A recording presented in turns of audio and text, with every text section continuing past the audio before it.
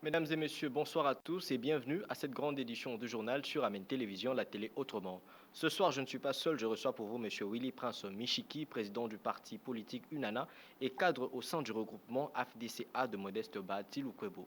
Monsieur Michiki, bonsoir. Bonsoir. Avec vous, il sera question de discuter de l'actualité politique de l'heure. Le bureau de l'Assemblée nationale vient de déclarer irrécevable la proposition de loi du professeur Noël Tchani visant à verrouiller les postes de souveraineté aux seuls Congolais nés de père et de mère. Arfalon Bassakissa pour le commentaire. Peut-on continuer à engager les débats sur la question des pères et des mères pour accéder à la magistrature suprême ou à d'autres postes clés en République démocratique du Congo? Les bureaux d'études chargés d'examiner toute loi déposée à l'Assemblée nationale a déclaré recevable cette loi qui verrouille l'accès à certains postes de souveraineté aux seuls Congolais nés des pères et des mères. Si Félix Tshisekedi a tourné le dos à cette loi qui voulait mettre feu au seul union sacrée de la nation, les élus du peuple emboîtent les pas, voulant s'inscrire dans la même logique.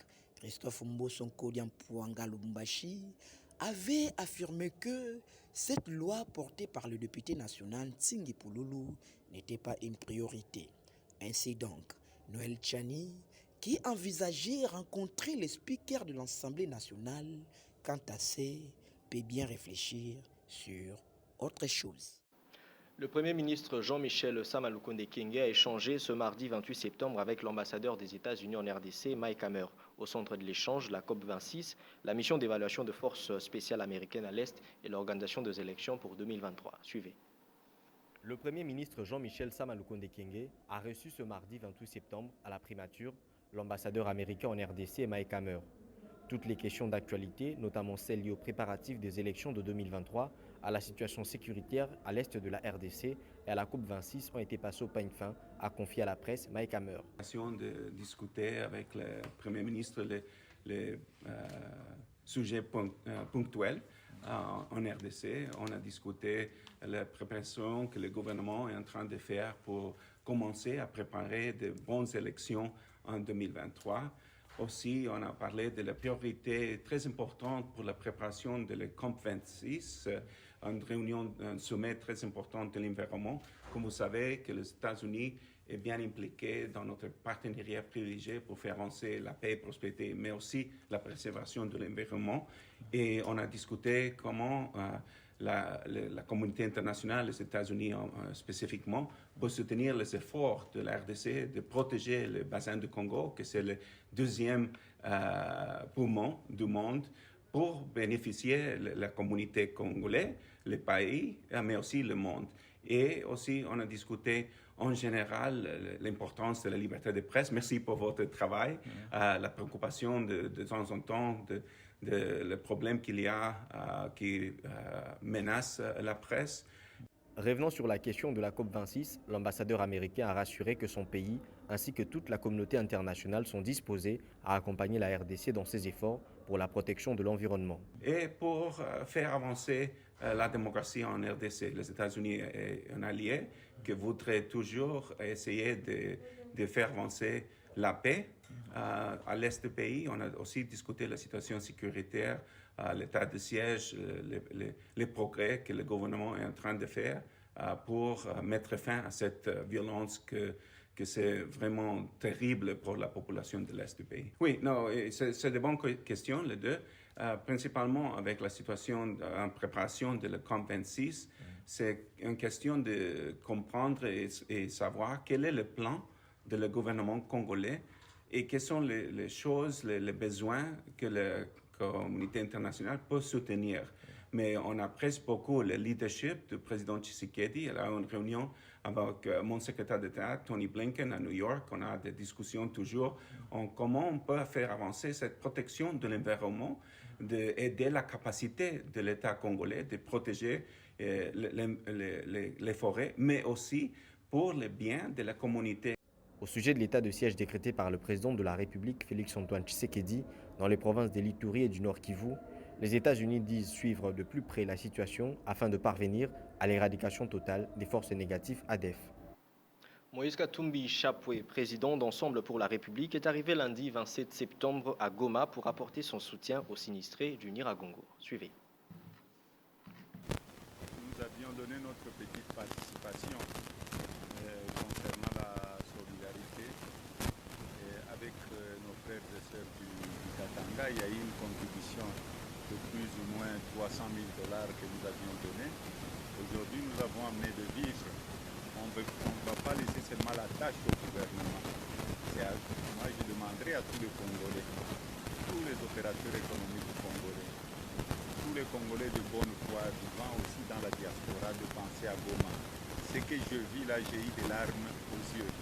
Je me suis mis à la place de cette maman, avec cette jeune dame avec 4 gosses, dans une petite maison qui ne fait même pas 10 mètres carrés.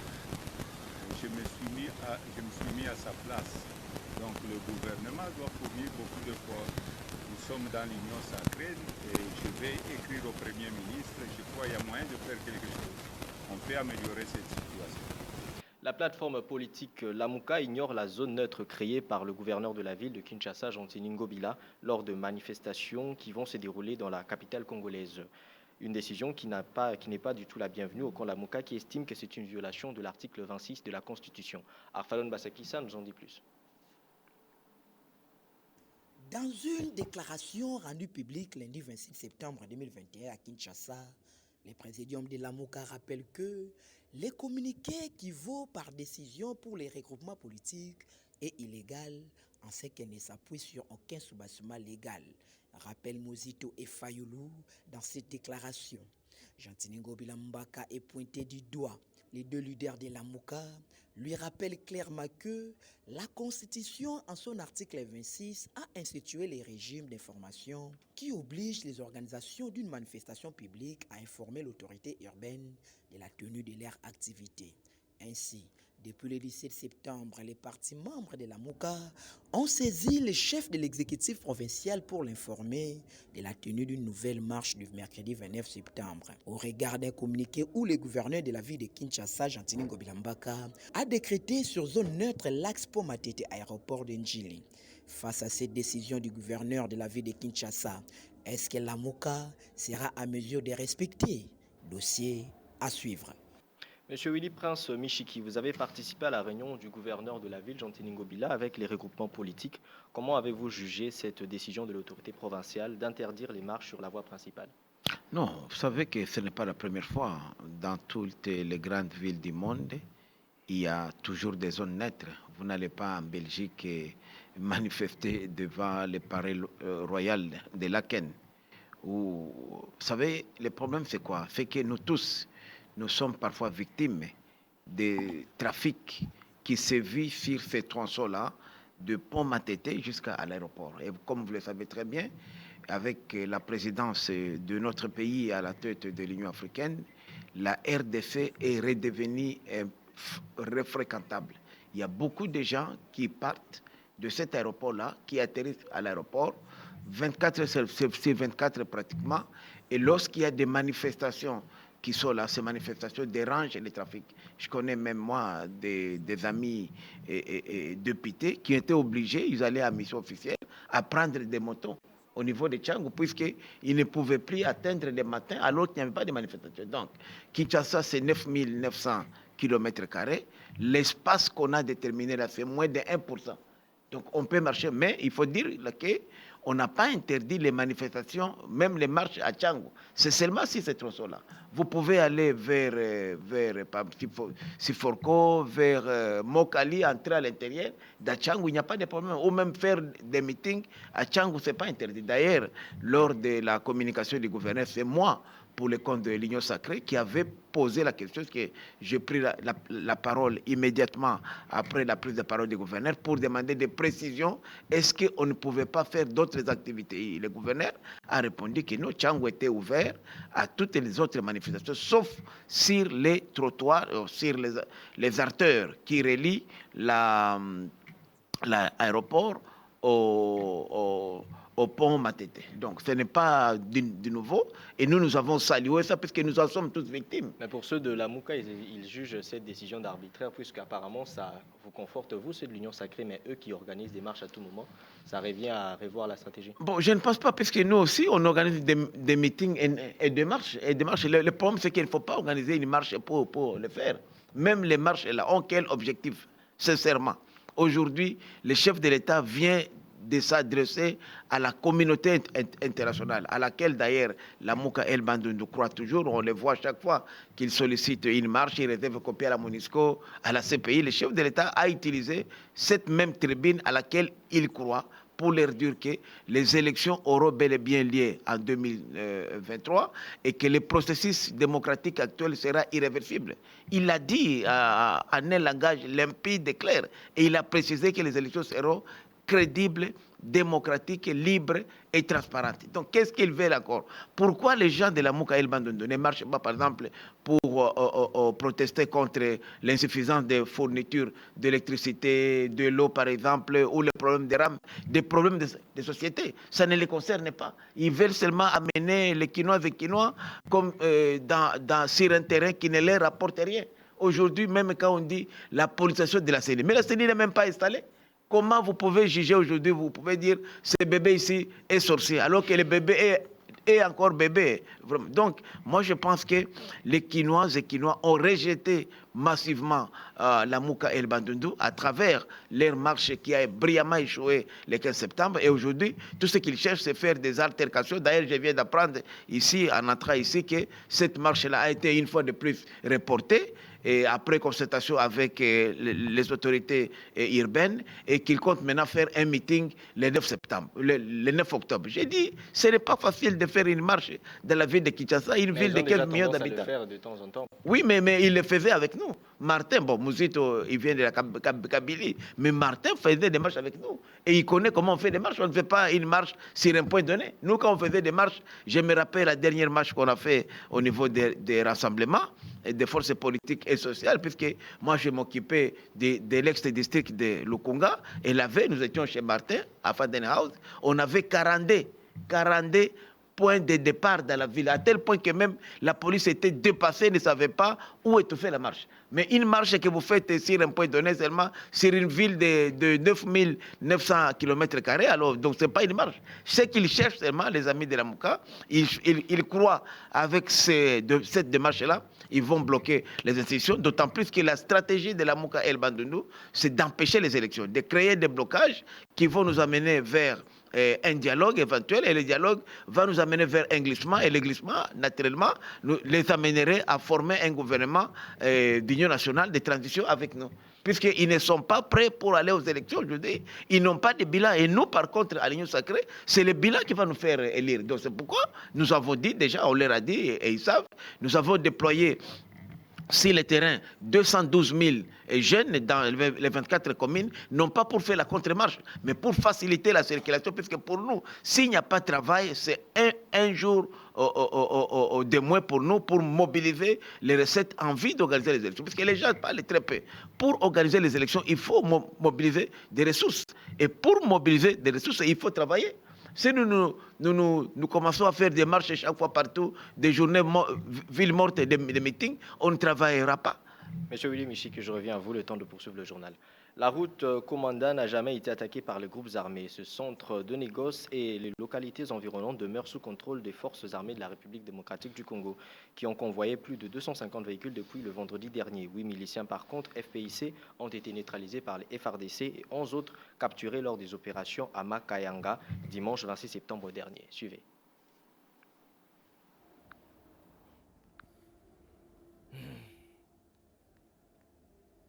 L'espace Bikapi n'était pas de taille pour contenir le membre de la GGL qui était compté par milliers.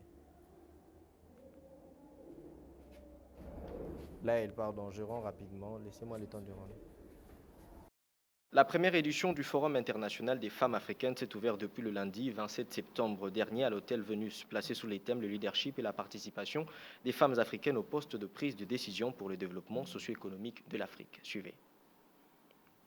Pendant 3 jours, soit du 27 au 29 septembre, le Salon Okapi abritera la première édition du Forum international de femmes africaines, placé sous le thème « Le leadership et la participation de femmes africaines au poste de prise de décision pour le développement socio-économique de l'Afrique ». Devant cet auditoire majoritairement féminine, la coordinatrice de la nouvelle société civile, Force de développement, Dorcas Mbombo, est revenue sur l'importance de ces assises. Nous demandons aujourd'hui de veiller à ce que l'amélioration du niveau de représentation de femmes se traduise en une véritable influence au sein du gouvernement, dans les entreprises et dans d'autres domaines, afin que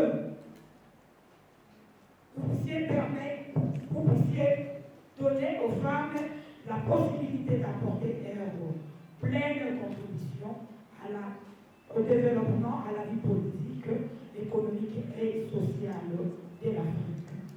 Invitée des marques à ce forum, la ministre auprès du président et celle de personnes vivant avec handicap, Irène Issambo, ont porté la voix du gouvernement en rappelant l'engagement du président de la République à soutenir la femme congolaise. Puisqu'aujourd'hui nous parlons de la femme africaine, je voudrais vous dire qu'en République démocratique du Congo, nous avons un allié de taille. Parce que le combat de la femme, j'étais heureuse ce matin lorsque nous avons suivi la scénette qui a précédé son adoption. Il y a la femme qui nous a dit, nous femmes, réveillons-nous, mettons-nous debout et réunissons-nous pour que nous puissions combattre et que nous puissions gagner les combats par rapport à l'homme. Mais moi je vous dis que c'est vrai, le combat est là, mais l'homme n'est pas notre ennemi, l'homme c'est notre allié. Et en République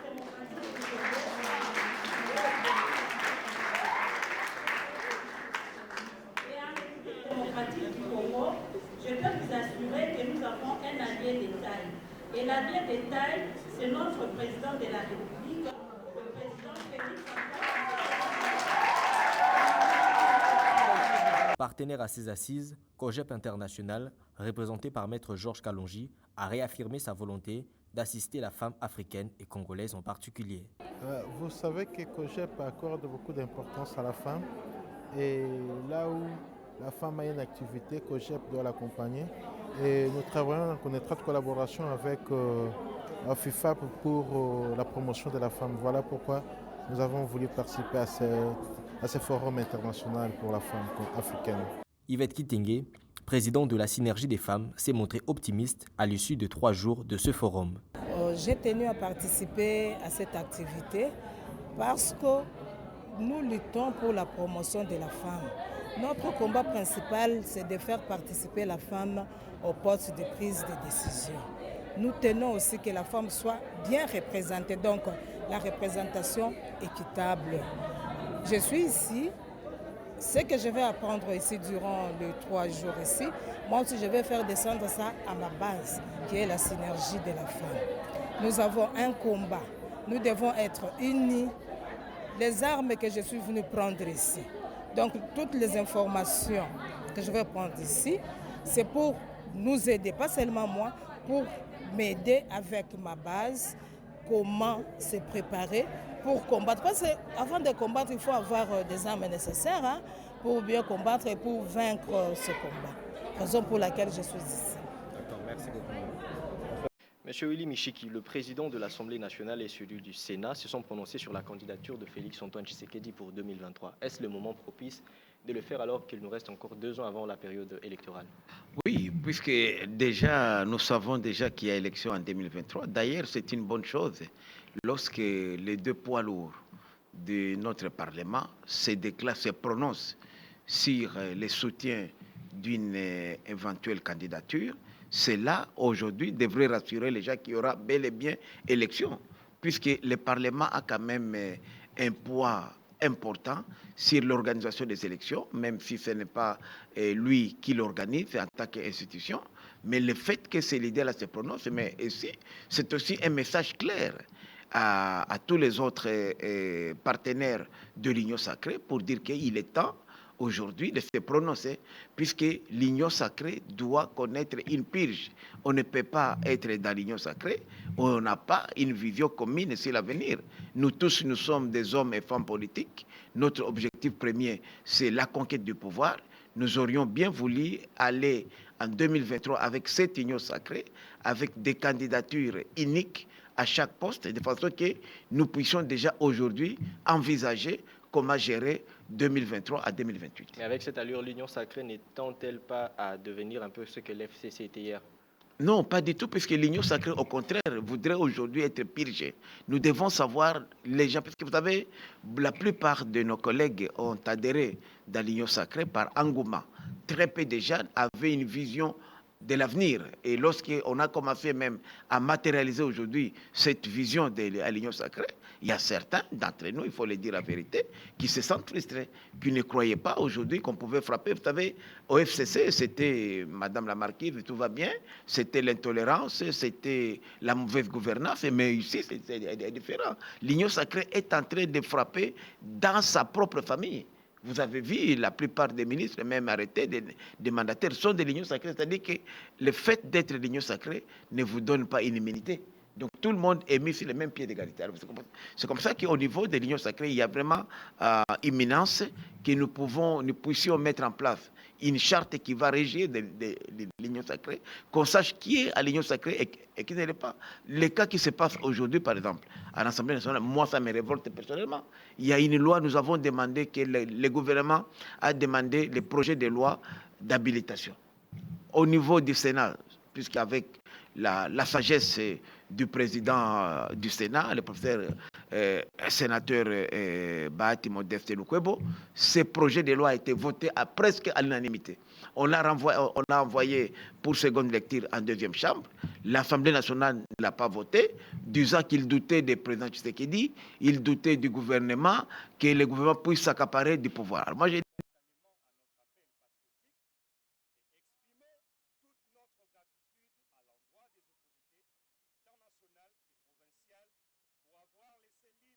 à ce genre de décision, lorsqu'il était question de la prorogation de l'état de siège, il avait demandé à ce qu'il ait le droit de le proroger à tout moment, mais les députés s'y étaient opposés. Pourquoi y a-t-il un quoi qu'aujourd'hui, si les députés refusent de faire passer une loi du gouvernement? Mais justement, parce que les députés représentent la majorité, le même gouvernement que vous représentez, vous demandez de lui faciliter la tâche, puisque cette loi-là, les votes de ce projet de loi constituerait aujourd'hui un effet dissuasif aux groupes armés. Puisque aujourd'hui, les gens travaillent de façon qu'on puisse... Vous avez vu ce qui s'est passé récemment à Komanda. C'était justement des députés provinciaux de chez nous là-bas, de l'Est, qui sont devenus jobless, sans emploi, qui sont agités, qui veulent même maintenant utiliser les groupes armés congolais. Ils montent même des groupes, parce que Kilima Yachini, c'est un groupe récent. On veut monter déjà pour montrer que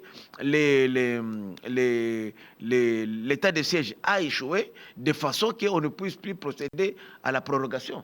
Puisque ce qui se passe chez nous là-bas, c'est pourquoi moi j'ai dit que la guerre ne doit pas... Donc ce que nous faisons, c'est très bien. Les FARDC ont abattu un travail excellent. Puisqu'en 4 mois, vraiment, je n'ai jamais vu au monde, les Américains ont fait 20 ans en Afghanistan. Ils n'ont même pas fait le 1/10 de ce que les FARDC viennent de faire aujourd'hui, après 4 mois. Mais ce qu'il nous faut maintenant, il faut impliquer la population locale. On ne peut pas gagner une guerre sans la population locale. Moi, je demande à mes frères et sœurs qui sont à Beni et Lubero, même Ituri, pourquoi devrez-vous vous laisser déjà venir, vous égorger comme ça, et vous êtes des hommes et femmes? Nous, à Walikale, on a connu ça, avec les FDLR. Aujourd'hui, à Walikale, un territoire plus vaste que Djougou, que Mambasa, que Beni, il y a 24 500 km².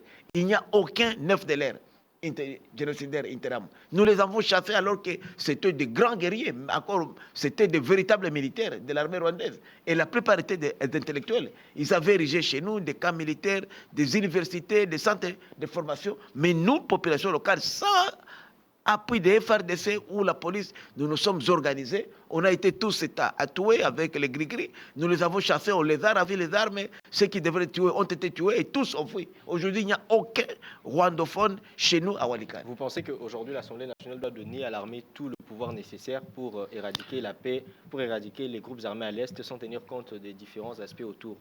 Tout à fait, c'est important, puisque si le gouvernement n'a pas les moyens, les pouvoirs, il ne peut rien faire. Aujourd'hui, je vous dis, il y a des gens aujourd'hui qui travaillent pour que la prorogation de l'état de siège ne puisse pas avoir lieu. Il y a des députés qui sont montés, alors il faut montrer des images, il faut aller dans les réseaux sociaux, puisque cette affaire ici a bloqué du business de beaucoup de gens. Vous savez que rien que le kidnapping rapportait 200 à 300 millions de dollars dans les deux provinces du Nord Kivu et d'Ituri. Le phénomène vente des armes et munitions, ça rapportait des dizaines de millions de dollars. Donc tout ça, c'est bloqué par l'état de siège. C'est comme ça que ça dérange. Alors maintenant, comme les vrais ADF n'existent plus, on commence maintenant à monter les locaux pour dissuader le gouvernement dans sa traque contre les groupes rebelles. Et ça, c'est malheureux. Nous pensons que le gouvernement bientôt pourra mettre la main sur tous ces députés-là, que ce soit ici à Kinshasa, comme les députés provinciaux en Ituri et au Nord Kivu, ainsi que les notables qui aujourd'hui sont en train d'instrumentaliser de jeunes Congolais pour faire donner l'impression que l'état de siège est un échec. Puisqu'il s'agit des sécurités, sachez que, comme je le disais tantôt, la route Commanda n'a jamais été attaquée par les groupes armés. Ce centre de négoce et les localités environnantes demeurent sous contrôle des FARDC qui ont convoyé plus de 250 véhicules depuis le vendredi dernier. Par contre, 8 miliciens FPIC ont été neutralisés par les FARDC et 11 autres capturés lors des opérations menées dimanche 26 septembre dernier. Suivez. Le centre des commandas, situé dans le territoire d'Irumu, à plus ou moins 75 km au sud de la ville de Bunia, n'a jamais été attaqué. De même, ces environs, à l'instar de Makayanga, localité située à 5 km des commandas sur la RN 27, la situation demeure également maîtrisée par l'armée régulière après une tentative d'attaque de miliciens FPIC étouffés dans l'œuf en début d'après-midi du dimanche dernier. Le lieutenant-général Luboya Kanshamadjoni, gouverneur militaire et commandant des opérations militaires en Ituri, nous en dit plus. La situation à Komanda est calme, nonobstant tous ces gens-là qui veulent, n'est-ce pas, créer une psychose. Nous avions vendredi effectivement été attaqués par ce que nous pouvons appeler une coalition, parce qu'il y avait les Chinyakilima et les ADF. Et leur but, c'était de s'attaquer aux véhicules qui étaient placés dans la cité de Komanda. Il y avait plus de 150 camions et autres et voitures, donc dans plus de 300 véhicules. Ils ont attaqué et ils ont été repoussés. Et donc le samedi matin, les activités ont repris et nous avons escorté ces véhicules jusqu'à Luna. Et ces véhicules sont rentrés hier. La journée d'hier vers 14h, à 5 km à Makayanga, de Komanda Centre, il y a eu les mêmes Chinyakilima qui sont passés dans leur propre village. Ils sont allés s'attaquer à la population, brûler, incendier des maisons et incendier 2 véhicules là-bas. Ce qui est vraiment inacceptable. Nos forces armées sont intervenues et ont neutralisé, ont chassé. D'autres aussi sont capturés de Makayanga, tous ces bandits-là. D'où la population de la province de l'Ituri est appelée à faire confiance aux forces armées et aux autorités également établies. La coordination nationale de la génération Guy Luando a organisé le dimanche 26 septembre une grande activité à l'espace Bikapi pour présenter le projet Revit et les différents comités nationaux, provinciaux, du district et communal que compte la génération Guy Luando. Suivez. L'espace Bikapi n'était pas de taille pour contenir le membre de la GGL qui était compté par milliers, venus s'enquérir des informations précises sur le programme Revit, repensons nos villages et territoires, lancé par le ministre de l'Aménagement du Territoire et autorité des références, l'honorable Guy Luando. Revit vient pour accélérer la construction de la RDC en incitant les concitoyens à bâtir des infrastructures dignes dans le pays et ainsi réduire l'exode rural. Le coordonnateur adjoint de l'Agence nationale des créations et rénovations de villes, Toussaint Mokalaï Kumba, en a donné l'essentiel pour une bonne compréhension. Junior Voula, coordonnateur national de la génération Guy Luando, est revenu sur la raison principale de cette activité. Ok, bien, merci. Aujourd'hui, c'était une rencontre focalisée sur le programme Revit, qui signifie « Repensons à nos villes, villages et territoires ». Revit est un programme issu de la politique nationale de l'aménagement du territoire, adopté au Conseil des ministres de la République démocratique du Congo. Et c'est un programme que nous, les membres de la génération Guy Luando, on avait pensé de faire de ces programmes un état d'esprit chez les Quinois et les Quinoises. En même temps, faire la vulgarisation, faire la sensibilisation des proximités de ces programmes que nous avons trouvé louables. Vous pensez avec, si aujourd'hui le programme REVIT est effectif en République démocratique du Congo, il y aura ce qu'on appelle la création d'emplois, il y aura l'aménagement de nos villes et territoires, raison pour laquelle nous les Congolais, nous avons vraiment l'obligatorité de s'imprégner, de s'impliquer dans ces projets qu'on a intitulés REVIT. Pour joindre la parole à l'acte, le coordinateur national a fait part de la stratégie mise en place par le GEGEL pour la réussite des REVIT. Oui, aujourd'hui nous avons fait de nos membres de la génération Guy Luando et nos membres les ambassadeurs du programme REVIT. C'est-à-dire quoi? Chaque jeudi, en collaboration avec le ministère de l'Aménagement du Territoire, que nous allons solliciter les KITIS, ou soit l'autorisation, nous allons descendre sur le terrain afin de sensibiliser les Congolais et les Congolaises. Parce qu'aujourd'hui, nous devions aussi requinquer nos villes, villages et territoires. Chaque Congolais a aussi une part de responsabilité. La secrétaire générale provinciale de la génération Guy Luando et ambassadrice du programme REVIT, Jolie Boloa, a rassuré que plusieurs moyens seront mis en œuvre pour réussir le pari de la reconstruction de villages et territoires en RDC. Nous accompagnons depuis longtemps par des descentes sur les terrains, par des travaux d'assainissement. Nous sommes des modèles. Donc ici à Kinshasa, où nous invitons nos frères et sœurs d'emboîter les pas. Donc l'heure est venue pour nous accompagner cette vision du président de la République pour que nos villes et nos villages puissent devenir bien enseignés et bien urbanisés. Nous allons aussi organiser des panels, des conférences, tu vois, pour que tout le monde puisse prendre conscience. Comme le dit dans notre slogan, le Congo d'après, c'est le Congo d'action. L'autre temps fort de cette journée a été la présentation de différents comités du GEGEL au niveau national, provincial, territorial et communal. Absent à cette manifestation pour des raisons d'État, les ministres et autorités de référence Guy Luando s'est fait représenter par son directeur de cabinet, M. Izangamela Joseph. Plusieurs autres grandes manifestations comme celle-ci sont attendues dans les prochains jours pour promouvoir le projet REVIT sur toute l'étendue de la RDC. Monsieur Willy Michiki, dernière question avant de nous quitter. Pensez-vous que l'état de siège en Ituri, décrété au Nord Kivu, suffira à éradiquer pour une fois pour toutes l'insécurité à l'est du pays?